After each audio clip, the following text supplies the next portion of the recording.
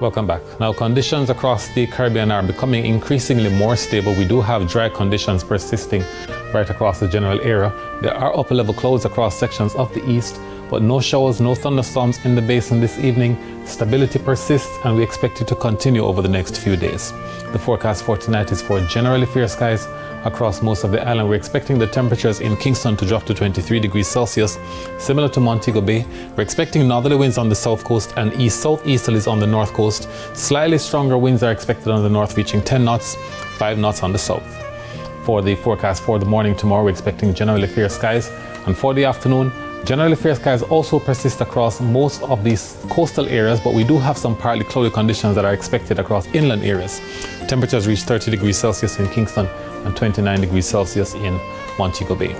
Generally sunny conditions are likely in Morant Bay, Kingston, also Portmore, Spanish Town, Black River, Negril and Lucy. We're expecting it to be partly cloudy otherwise.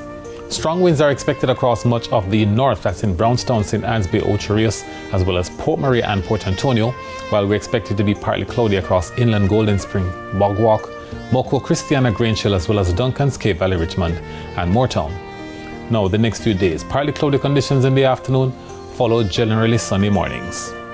For the marine forecast, on the north coast, winds are east-northeasterly at 15 to 20 knots, while wave heights are between 1.5 and 2 meters. On the south coast tomorrow, we're expecting east-northeasterlies at 15 to 20 knots, wave heights also between 1.5 and 2 meters, while for offshore areas, we're expecting the winds from the northeast.